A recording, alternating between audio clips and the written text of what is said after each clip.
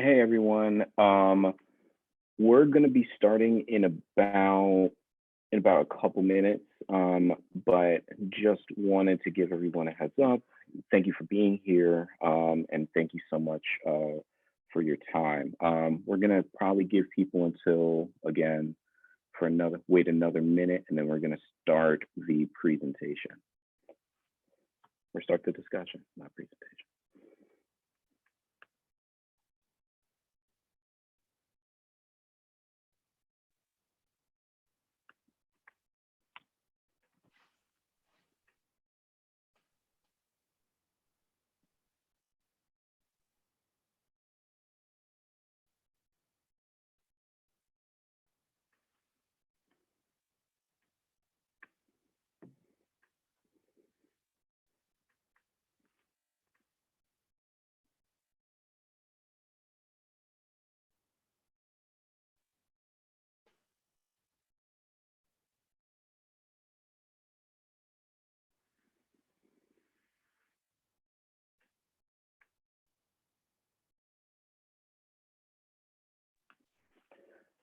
Hi, everyone. Thank you so much for coming to the event, to our panel discussion on algorithmic amplification, misinformation, hate speech in the wake of COVID-19. I have my name is Bertram Lee. I'm policy counsel with Public Knowledge, and I have the honor of really moderating a panel full of experts and people who have done incredible work, not only in the field of algorithmic bias and AI, but also within the fields of civil rights, misinformation, and hate speech, and just incredible panelists. And so what we're here today to talk about is kind of platforms in the wake of COVID-19 are playing a bigger role in our lives than ever before. And one of the consequences of that is that it feels as if there is an increase in hate speech, misinformation, and that it's spreading faster. Whether that's true or not is, up to a lot of different academics and different people will argue whether it is or not. But what the problem is, and what the issues that we're hoping to encounter today are that algorithmic amplification of not only native and organic content, but non-native and organic content has confused everyone, right? It's hard to distinguish between whether a post is promoted because of the algorithm, whether it's posted or promoted because it's popular. And so one of the things is that the algorithmic amplification of these different kinds of issues, specifically around hate speech and misinformation, have a ton of different consequences. And so what we're going to do today is kind of talk broadly about what is algorithmic amplification. What are some of the issues around hate speech and misinformation? And then if we have time, and hopefully we do, we will talk more robustly about what Section 230's role in that is, and how that specific law plays a role in the content moderation discussions that we have and the content moderation laws that we do or do not have that the federal government has available for us. So without further ado, I'm going to introduce our panelists and have them introduce our panelists and have them talk about themselves. First, I want to hand it off to Dr. Nicol Turner-Lee, of a fellow at the Governance Policy Program Center for Technology and Innovation at Brookings. Nicol. So thank you, Bertram, for having me. Thank you, Public Knowledge. Thank you for all of you that have joined today. I think this is a really important conversation because, as we all know, as we are quarantined, as they say, alone together, I'm going to suggest that we're really not alone together. The together part is probably a misnomer when it comes to the overuse of platforms that we're actually engaging right now, whether it's to watch a movie or whether it's to communicate with friends and family or to stay in touch with loved ones. The challenge that we're experiencing right now within the state of quarantine is really, something that I think we're going to have ramifications going forward. So before I jump into the question of bias, or you want me just to introduce myself, or am I going to the first question? We're just doing introductions right now. Oh, okay. I was all ready to jump in. I was ready to go. Okay, so I'll stop. So the work that I do at Brookings, I'm a fellow in the Center for Technology Innovation, and there in that center, I do work on issues related to digital divide and digital inclusion. I have a book coming out in 2021 on the digital divide in the US, where I went and visited about 7 to 8 cities across the country to gauge their digital access. And that book is entitled Digital Invisibility, How the Internet is Creating the New Underclass, which also touches upon the conversation we're having today. I also work on issues related to any type of regulatory legislative policy, whether it's privacy or infrastructure. And finally, the reason I am sitting here before these other distinguished colleagues is because my work focuses on machine learning algorithms, particularly algorithmic bias. So I'm gonna stop and then I'll come back and talk about what I want to talk about, but that's where I spend a good portion of my time, is looking at structural biases that are embedded in new models. Thank you, Nicole. Kate? Thanks, Bert, and thanks, Bertram, and thanks, Public Knowledge, for having me and for putting this together. I don't know how to follow Dr. Nicole Turner-Lee, but I'm going to try. I'm Kate Reuben. I am Senior Legislative Counsel for First Amendment free speech related issues at the American Civil Liberties Union. My work focuses on all things free speech policy related, including speech on platforms and how we should approach content moderation, especially since the big platforms especially are responsible for the speech of millions and in some cases billions of people. And these are really fascinating and interesting issues, and I think this is really timely and topical, and I'm really excited for the conversation. Thank you, Kate. David? Hi, I'm David Brody. I'm Counsel and Senior Fellow for Privacy and Technology at the Lawyers Committee for Civil Rights Under Law. The Lawyers Committee is a national racial justice organization founded at the request of President Kennedy back in 1963. We do all types of civil rights issues, and in particular, I'm the lead of our Digital Justice Initiative, which works on issues at the intersection of civil rights, technology, data, and consumer privacy. So that includes things like online hate speech, online voter suppression, data-driven discrimination in advertising, and various other sorts of harms that tend to have disparate impacts on communities of color. So as you guys have heard, we have incredible panelists who do incredible work. And so to start us off, Nicole, could you have researched and written extensively about artificial intelligence and algorithmic accountability. Could you give us a broad overview of what is algorithmic amplification and how should we really understand that term? Perfect. Okay, so now I'm back on track. So yeah, I want to go back to this conversation that I started with, which is around algorithms. So I want to frame for viewers that are not familiar with this first, what I mean when I say it in my research, and then talk a little bit about the bias part, which I think is the center of the conversation that we're having today. Machine learning algorithms are interesting, right? We all have access to algorithms. They're all around us. As actually we're home, data is being collected about us in ways that we may or may not be clear about, whether the movies we watch on Netflix provide more recommendations coming out of this than it did before coming into this, whether the shopping or the grocery shopping that we're doing online will actually start to recommend different products and services for us to buy.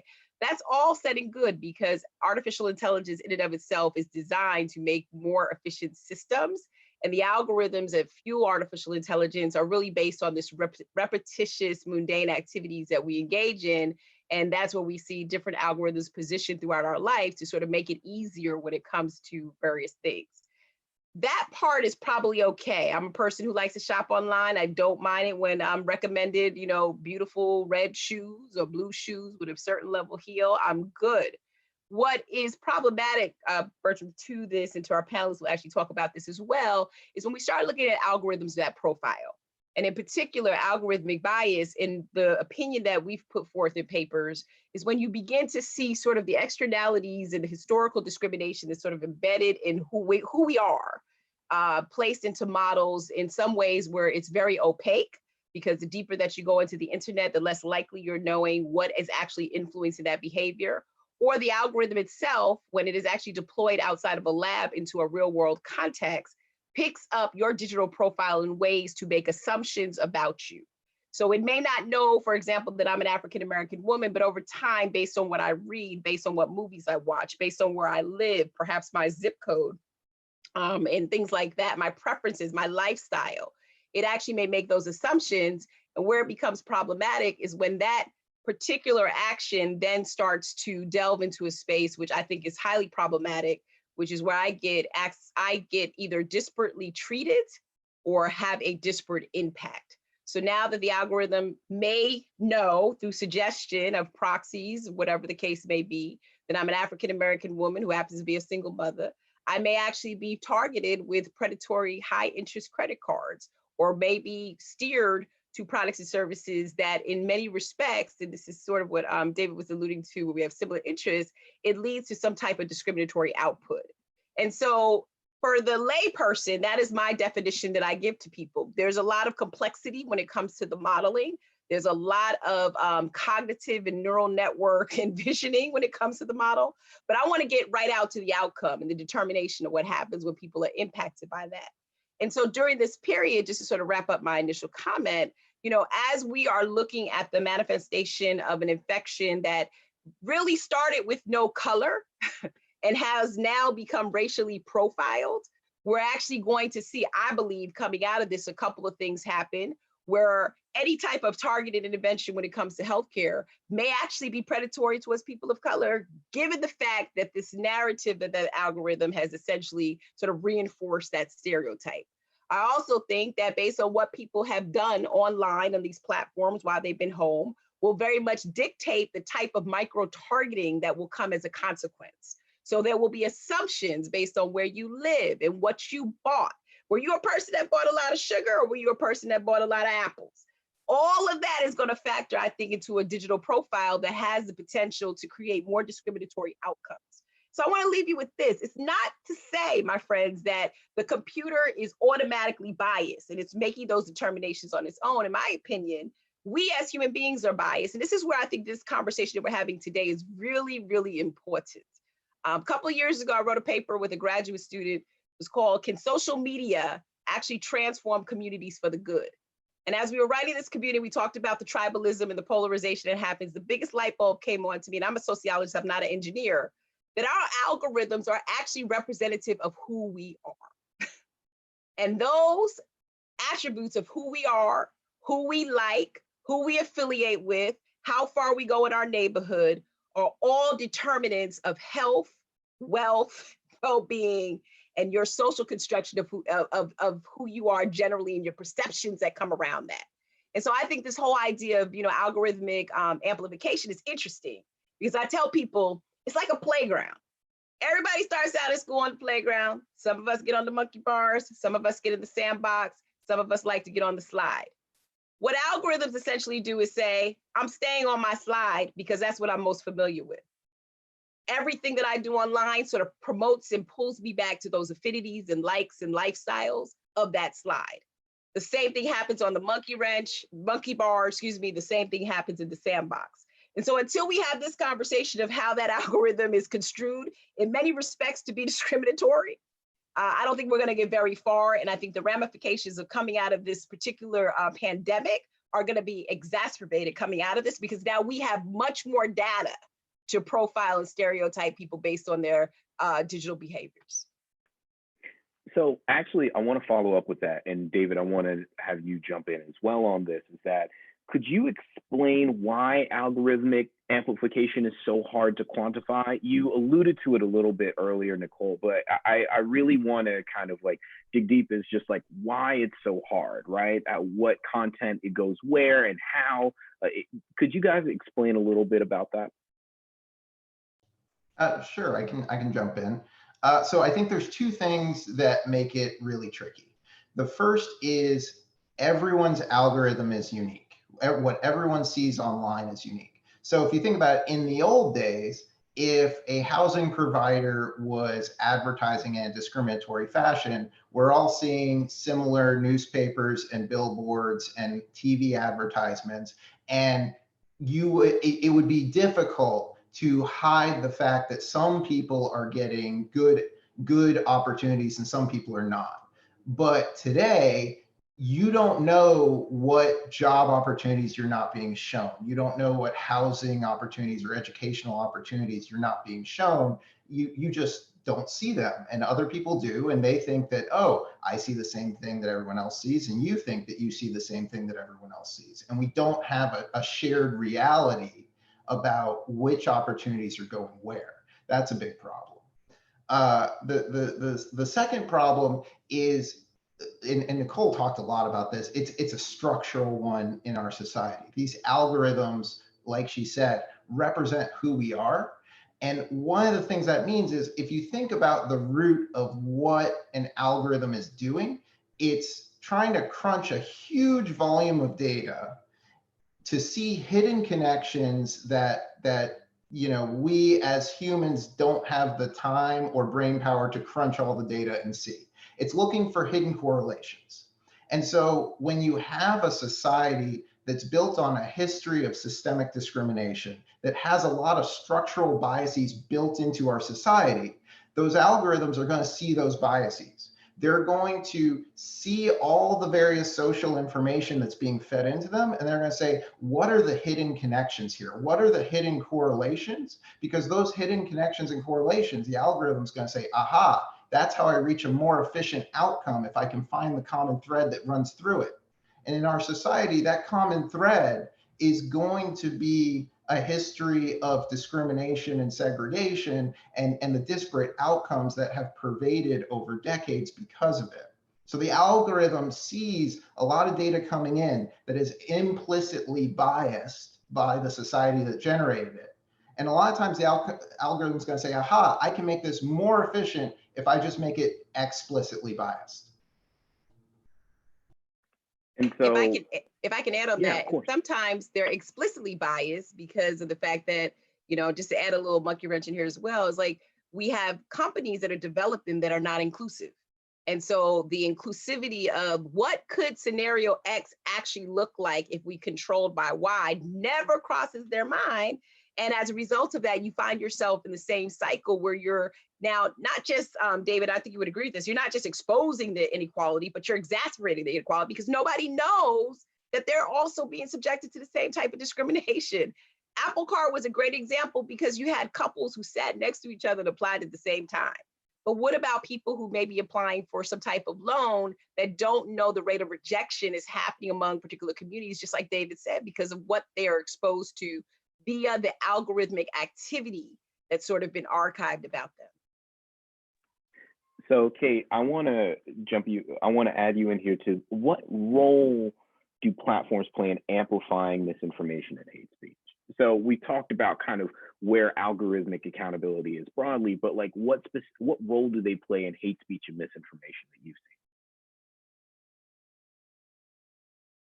I think they probably play the same role that Dr. Turner, that Nicole and David just brought up, right? Like we're talking about a society that has some systemic problems, and when you feed those systemic problems into an algorithm that is designed to cater to our attention and cater to our outrage, you are going to see more attention drawn to that thing that people naturally pay attention to, right?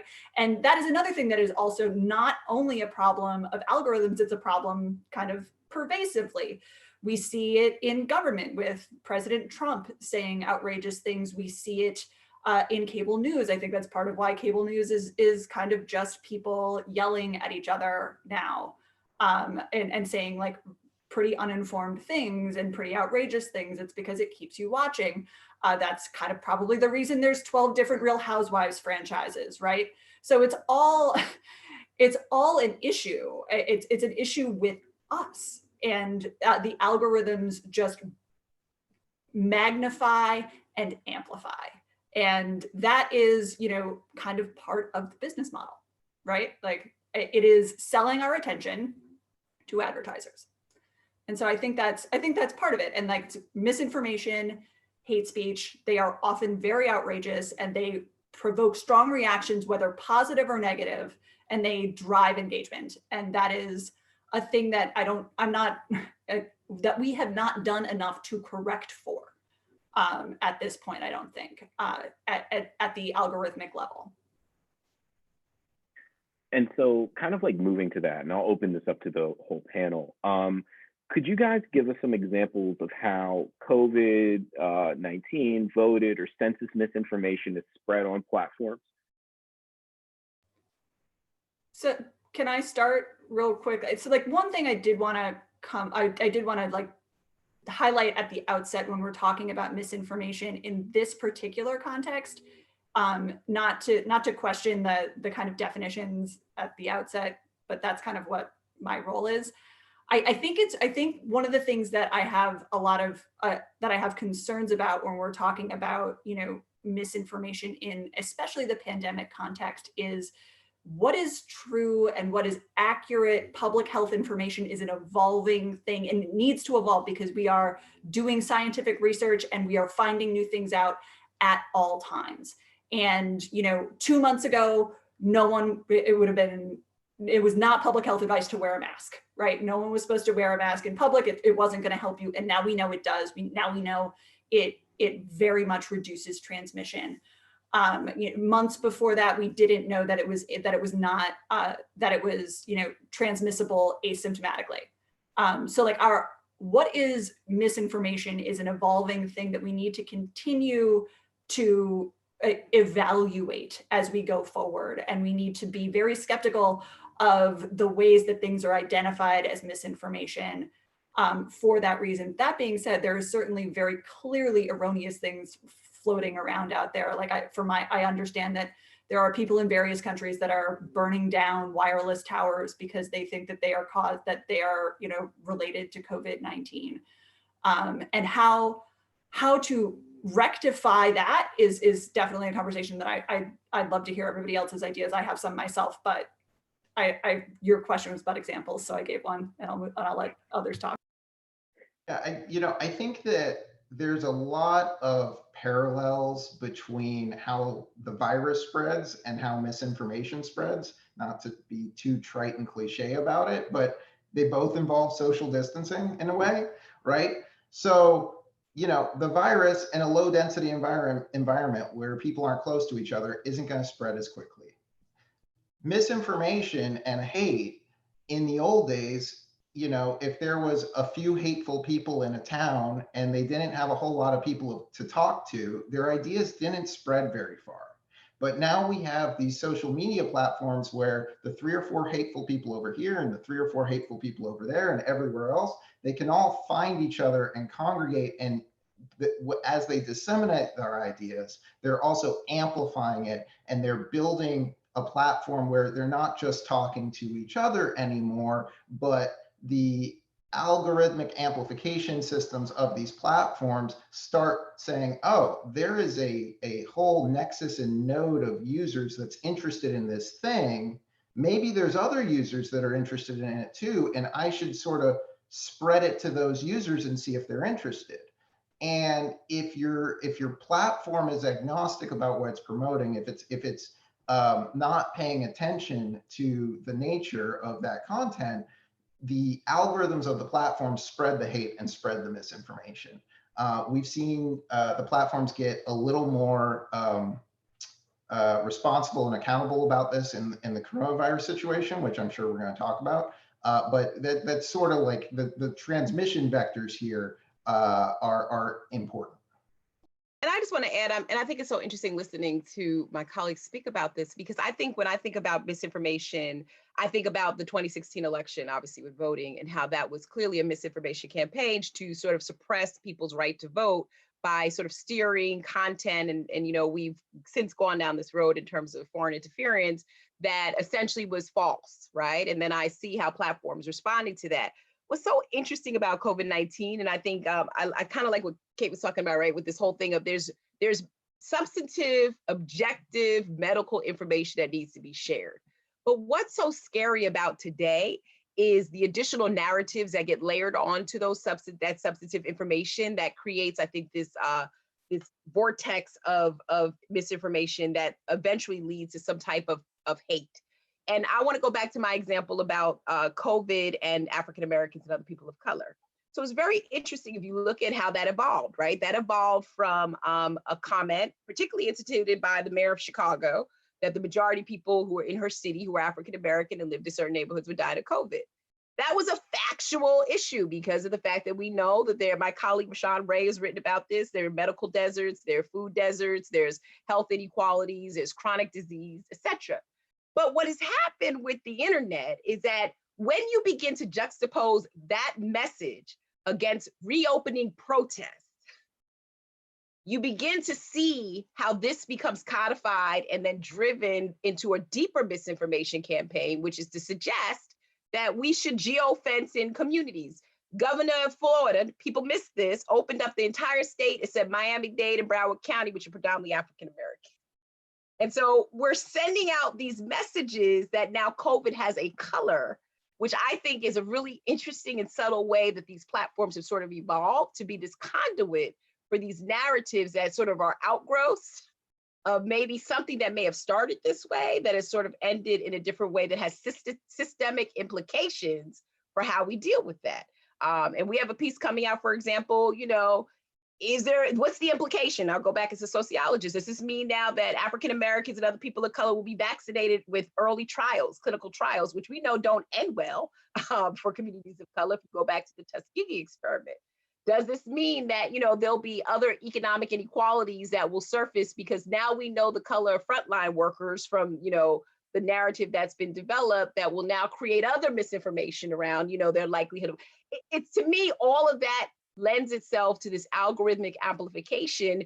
And it goes back to what we started with, is the fact that we only see but certain bits and pieces of the internet to piece it together. And we're able to grab those bits and pieces now that are serving, and I think David said it, to our communities, to actually message what we want next. So I think that's really the danger that we've never had before as a person who has studied the internet. When we were talking about the internet in the early days, and I'll not tell my age because I know I'm older than everybody on this panel, we talked about it as the public square, right? It was the lowest barrier to entry for narratives. And going back to David, it was the extension of the print newspaper. And now it's essentially morphed into this commentary, I think, in many respects, that people are unable to disentangle what's truth and what's false, to the point that it enrages what Kate said, a lot of hatred and anger and resentment that we've just never seen before. And there's nobody on your team that can tell you that you're acting that way because the algorithm cannot identify those other people. So I actually want to kind of like do a more of a two-part question, right? The first part of the question will be about what role platforms themselves should play in misinformation, right? So social media companies, principally Facebook and Twitter, have shown that they can do a lot of good as it relates to COVID misinformation, right? Do you think they could do more in other areas as well? And where have they been good and where have they been bad based off of your experiences with them? And so I'll open this up to the panel. So Kate, I'll start with you and then we'll go to David and then Nicole. Sure, thanks, Bertram. This is a really good question, and I'm interested in discussion because I think the gut reaction for what platforms can do about misinformation or disinformation is to take it down, right? And I'm not like against that policy in all circumstances. Like false advertising is one of those clear things where I have kind of no issue with them taking it down. But I'm wary of censorship. And I think that we should be cautious about, who we empower to censor speech, just in general, especially when we're talking about gigantic platforms. So censorship, and like the other thing is that, there was literally an article yesterday in the Washington Post saying that censorship might not actually be the best way to approach combating misinformation. There are professors, I'm looking at their names, Professors Bode and Vraga wrote an article in the Washington Post that I encourage everyone to read about the fact that something they're calling observational correction is very effective for informing people and moving them away from believing misinformation. And observational correction from one source in particular, from public health and other experts and other expert agencies directly, that is most effective. Next most effective is, the platforms themselves suggesting other content. So you post misinformation and it shows you related articles that are the truth as compared to what you what you have posted.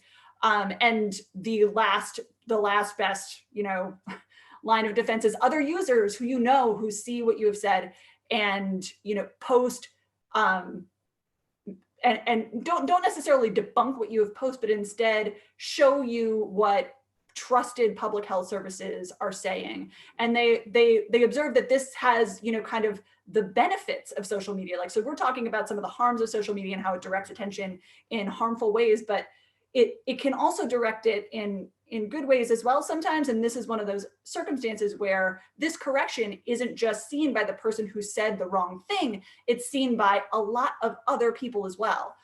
So those are really things that I like, that I want to think through as we're thinking through what platforms can do. And like buried in that is the platforms can actually provide trusted, verified public health advice in response to some of the misinformation that we're seeing proliferate.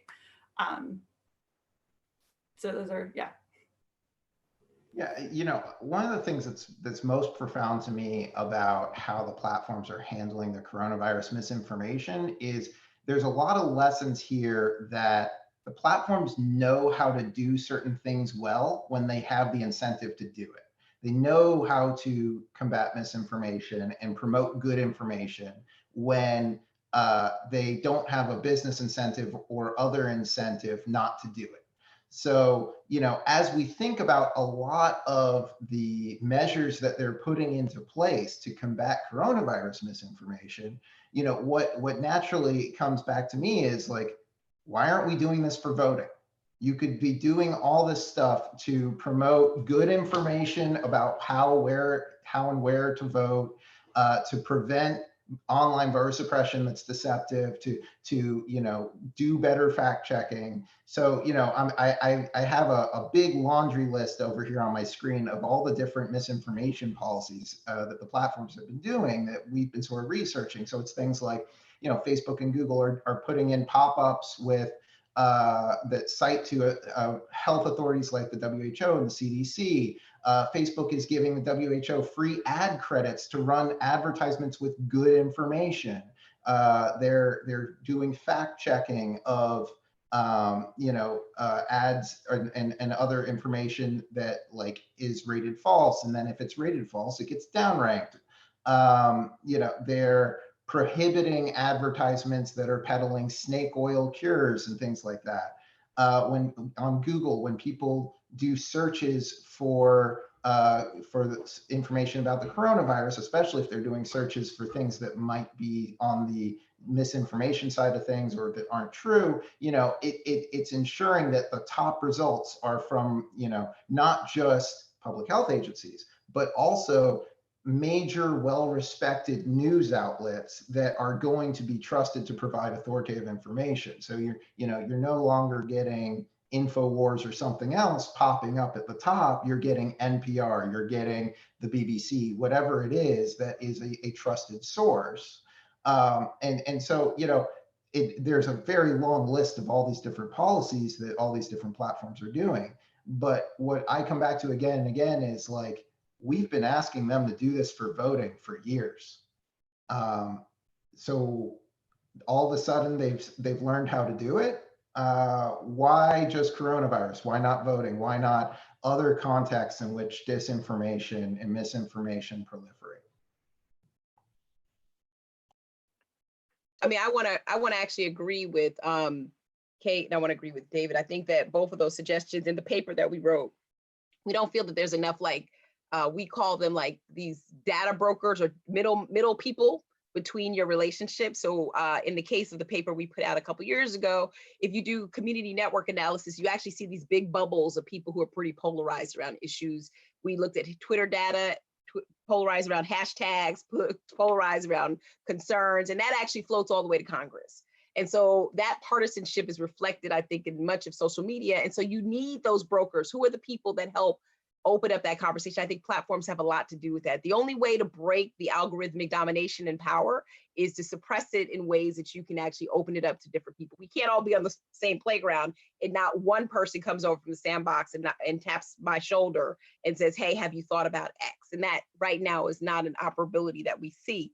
I also agree with the lessons learned that David is talking about. I mean, I, like you, have been thinking, there are ways to actually approach this differently. And so again, I think I ask every panel that I'm on, whether it's an educational panel about the remote breakdown in education or a health disparities panel, what lessons are we taking from COVID-19 to actually do better so that we can create this democratization of the internet in ways that we've never seen it before?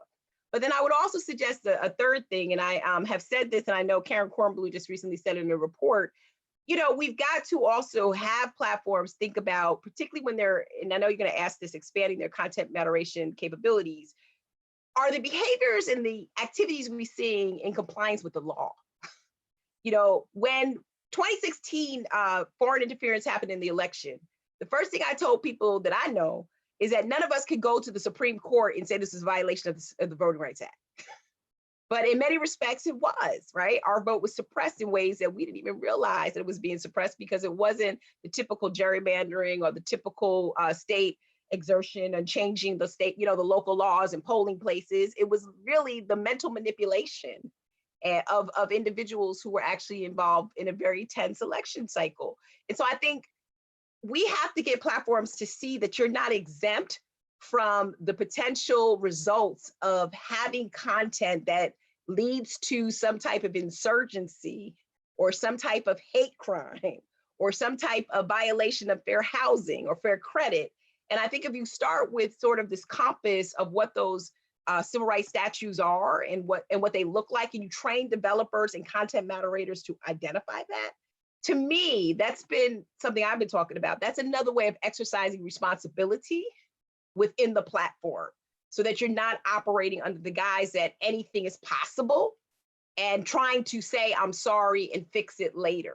Because by the time you've done that, as it was already mentioned among my friends here, there have been a ton of housing ads that I have not seen that I should have seen. And I don't know that I should have seen until somebody triggers that. So just something to think about as well. I think we get into the mode of, these exercises that platforms, these activities, but what about the overarching compliance with what we've already done to sort of settle civil rights and human rights law? So I want to move to hate speech, and well, actually correction. What I want to ask really quickly, so that we can move to hate speech and then to 230, because no content moderation discussion is complete without a 230 question. But I would just say, are there any kind of broad ideas that you guys would have, maybe one or two quick ideas that you think government can do or Congress can do as it relates to misinformation, or kind of like what you think Congress's role in misinformation should be? I'll reverse the order. So Nicole, Kate, and then David. And I promise to be brief, right? Because you got us over here. This is a tough topic. We've been wanting to talk about this for a long time, just so you know. No, I mean, I think this is a really tough one, I have to admit, right? Because I sit and I listen to the congressional push to sort of tone down and censor platforms because the conservatives are sort of stifled, right? And then I sit in those meetings and I say, well, what about Black Lives Matter? Like we don't want to be restricted too in terms of our speech. So what does that mean?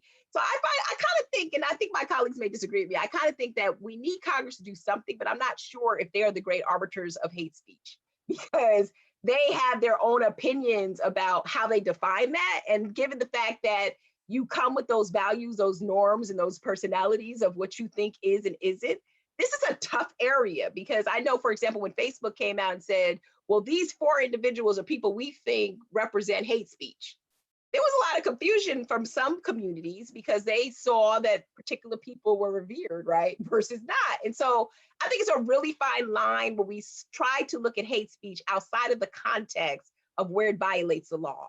And that's why I think for me, it's been more trying to understand the extent to which hate speech manifests itself into something that could be prosecuted or something that can lend itself to violence in ways that we should be looking at it in that context anyway, as opposed to getting caught up with what Congress believes is, more or less representation on these platforms. So I'll leave it at that and leave it to my colleagues, but that's sort of where I've been sitting on it based on like the conversations I've had. Kate? I mean, Nicole just gave my answer. She stole it right out from under me. Like, I think that that's totally right. I am obviously very skeptical of especially the government exercising authority over what we can and cannot say. And I think that's one of the reasons that, you know, our constitutional jurisprudence is as contextualized and nuanced as it is. It is incredibly fact specific because we do not want, you know, we do not want the government telling us what is orthodoxy and then throwing us in jail when we transgress it. And I think that that is kind of where we are, that is kind of what we're risking when we're talking about Congress telling the speech platforms what they can and cannot put out there into the world. That's not to say that there's nothing to be done, but I worry about there being, like, because the idea is that they would prohibit something or they would require something. And those are things that are, that you know, give me some pause as a, you know, free speech policy person. So, you know, I think, but I do think that this is an issue that where, like, in certain areas, there could be studies of what, of you know, how the platforms work and how the platforms amplify speech, and that could inform our policy going forward. So I think things like that and oversight is always welcome, in my opinion. David?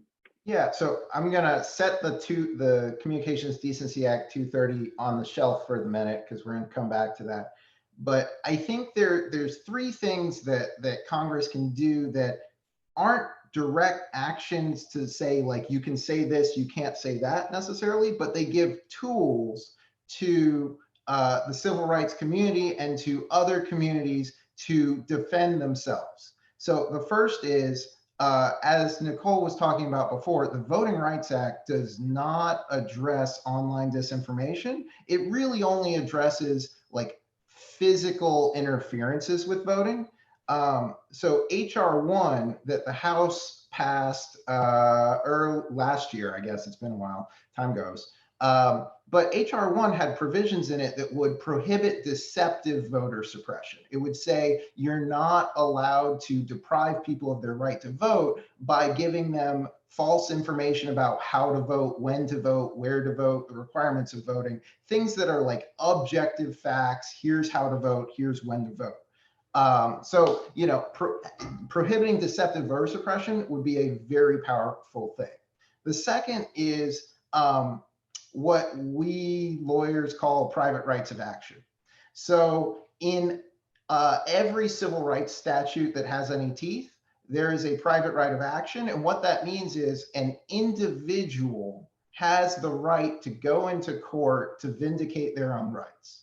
And when you're talking about civil rights in particular, that's incredibly important because we have a history in this country where government did not protect the rights of marginalized communities. And those rights were only protected when those communities were able to go to court themselves and assert their rights. So whether we're talking about voting rights statutes or privacy statutes or any other statute that is going to regulate online activity, those private rights of action are really essential so that individuals can vindicate their own rights. And the third thing I want to talk about here is leveling the playing field between brick and mortar commerce and online commerce.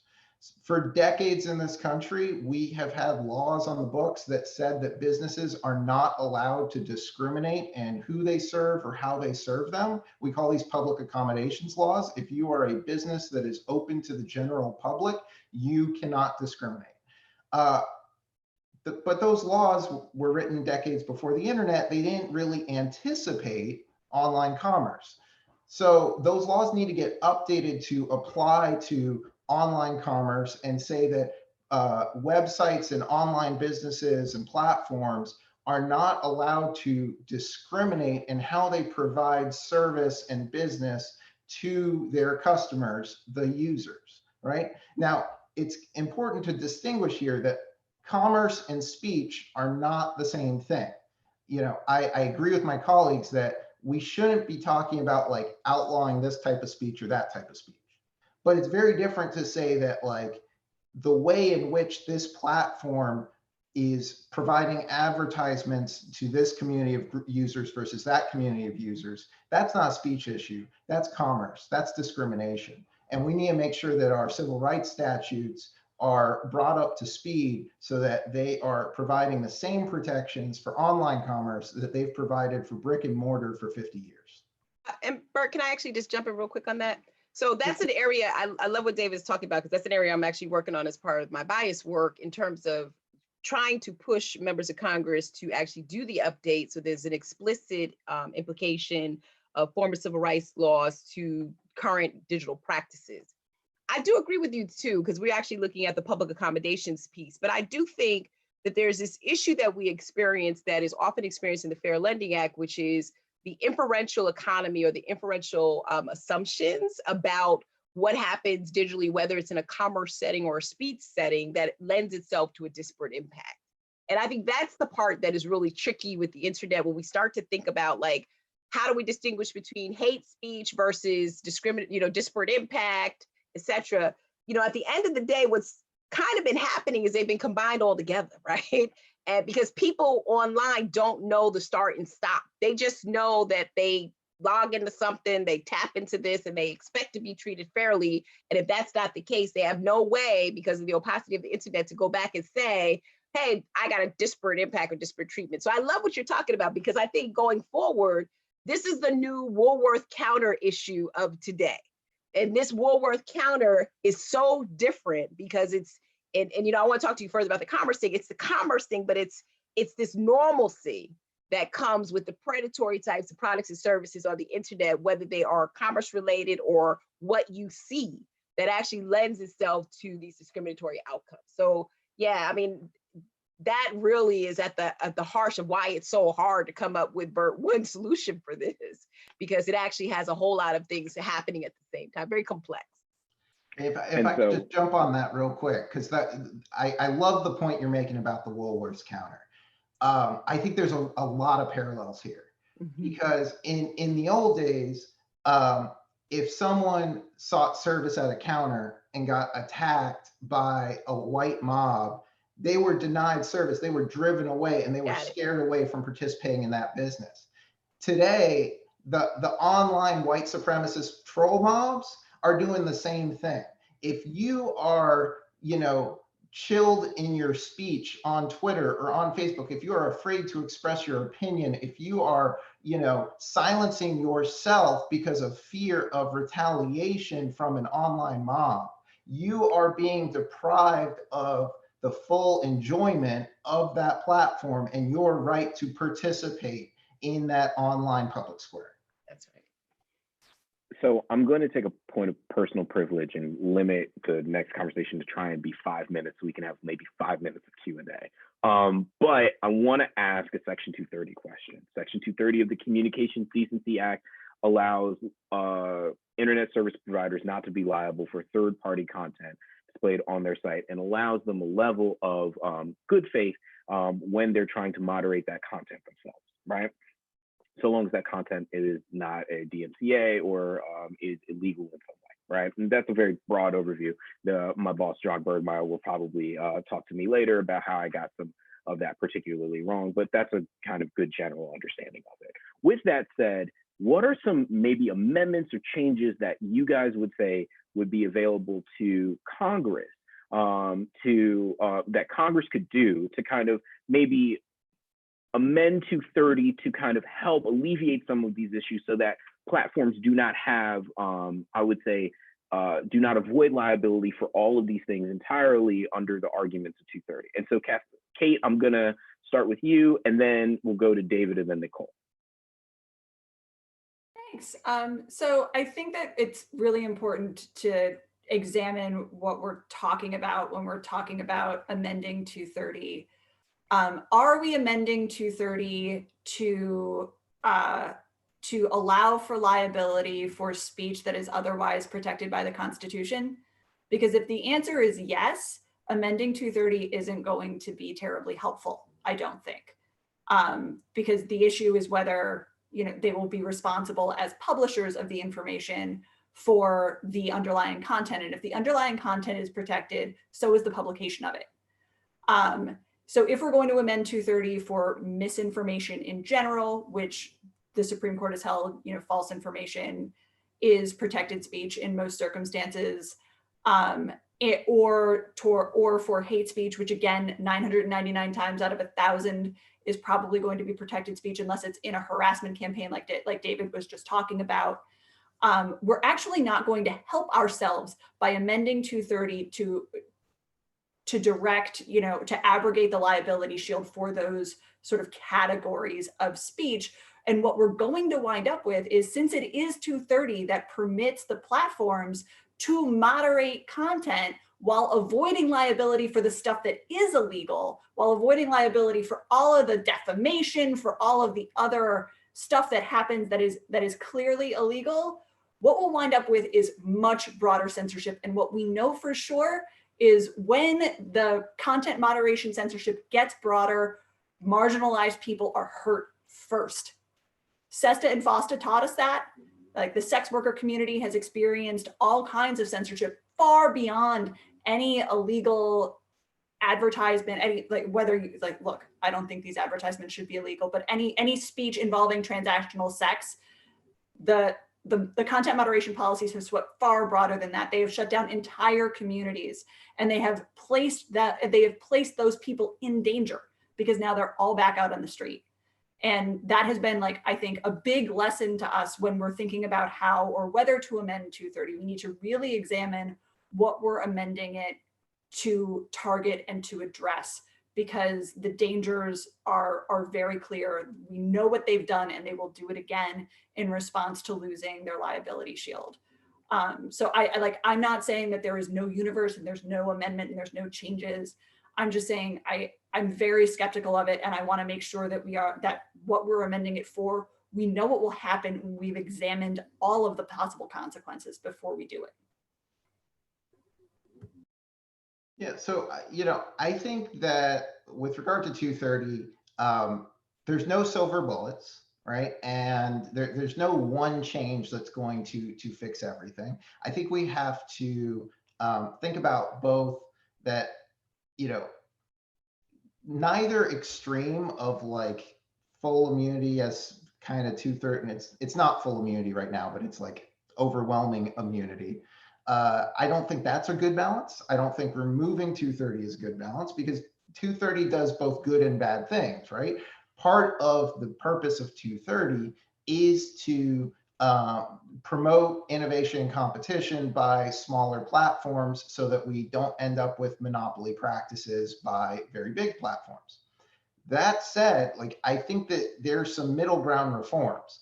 One of the things that I like the most is a proposal by Public Knowledge's on John Bergmeyer, which I'm going to shamelessly promote in the hopes of sucking up to our host here, which is that paid promotion and paid advertising and things like that should maybe not get 230 protection. The idea here is, if the platform is profiting off of the distribution of the content, right? So an advertisement, boosting a sponsored post in a feed, things like that.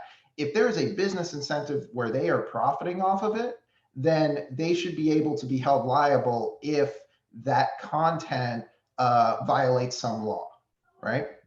So I think that's one thing that would go a very long way to solving a lot of problems. It doesn't solve every problem, but it solves a lot of problems, especially in the context of paid advertising. And then past that, I think you have to look at sort of very targeted approaches to specific problems, and also think about what the harms that 230 is trying to prevent, right? So 25 years ago, when 230 was enacted, one of the main purposes of 230 was to immunize defamation claims against the platforms, right? The idea is you're going to have these websites where people are going to be posting all kinds of things, and if a platform could be held liable for some user slandering another user, posting some sort of defamation, there's just going to be endless lawsuits. Okay. We can certainly say all right, defamation is something we want to make sure stays immunized. But in the course of protecting against that harm, that doesn't mean that like there's not all these other harms that we never meant to immunize. We never meant to immunize voter suppression. We never meant to immunize housing discrimination, employment discrimination, those types of things. So we can, one thing that I think we could do is, there could be some very targeted carve outs for things like hate crimes laws, right? So already 230 has an exemption for all federal criminal laws. You could say that you could extend that exemption to state criminal laws as well. And the reason I'm raising state criminal laws is there's a lot of much better hate crime statutes at the state level in some jurisdictions. And moreover, those statutes not usually, a lot of the time have with them civil causes of action so that individuals can bring their assailants into court if they're in a jurisdiction where the prosecutor won't bring the case.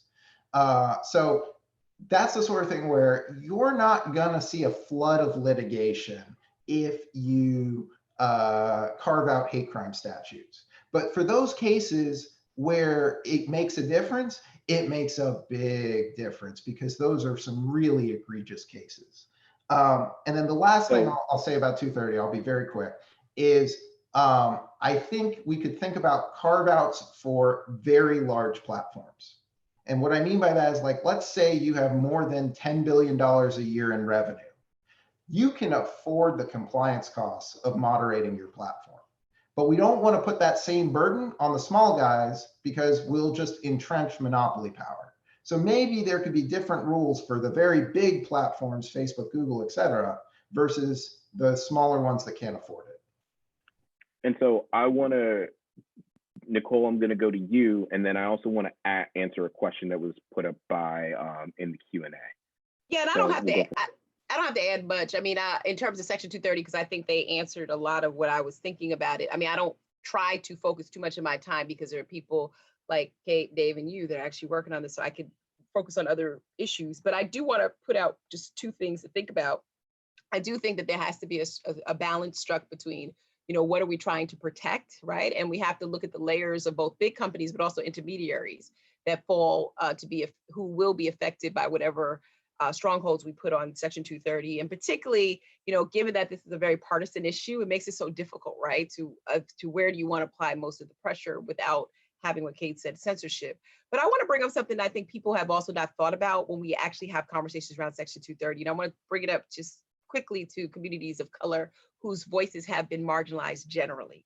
There's always going to be, particularly in a state where we've seen dropping media ownership and we see very few platforms for diverse voices to speak up, the claim to, suggest that there's immunity applied to certain companies based on their size, et cetera, to me, it's also an area that can be concerning because of the fact that you have limited platforms with diverse voices or diverse controlled or diverse owned to provide alternatives to that. So if you are a person who, for some reason, is subjected, if we go full censorship, where do people go to for that content, right? There are no outlets for people to actually do that. So I think, as Dave and Kate have actually spoken about, I think you have to find a balance on Section 230 where you can provide some protection to platforms because of the nature of the internet and the nature of data flows. At the same token, we have to figure out, particularly for people that I'm concerned about, how do you also protect the interests of these groups, right? So that they don't find themselves within the midst of content moderation where things are taken down. And we saw that a couple years ago where there was a push by Congress on Section 230. We just started seeing things taken down. I had friends who put up stuff that was basically around voting rights or around equity and had it taken down, or around police shootings and had it taken down. And so just something to think about going forward for those of you working more strictly in this area, where's the balance of how this fits within the lack of other outlets to actually pick up some of these stories? So on that, I don't think we have time because it's 2:00 right on the dot, and to answer our Q&A question. But it was a very important question to say: could the panelists share some solutions for reducing harmful hate speech on the platforms that doesn't involve the government? Unfortunately, we will not be able to answer that, but that is a phenomenal question. And clearly we don't have that much to talk about with this because I think we got to the full hour and I don't even think I got to half of my question. because you guys are just so prolific. And so I want to first thank everyone for attending. And most importantly, I want to thank the panelists for their time. These are leaders in the field, and you can clearly see why. They are absolutely brilliant. And it has been my pleasure to moderate this panel and to take time away from the incredible work that you guys have been doing to speak with all of us about these issues. So with that, we're going to follow up with links to different people's work. I have a content moderation post about the effect on racial disparities as well, that kind of highlights some of the questions that the Q&A brought up. But with that, we're going to unfortunately have to end the session. But again, thank you so much, David, Nicole, and Kate. You guys are incredible, and you guys do incredible work. And I'm honored to call you all my colleagues in this work. So thank you. Thank you all. Thank you. Thank you. Thanks. All right. Bye. Thank you, everyone. Right. And we know we talk too much. You wanted to say.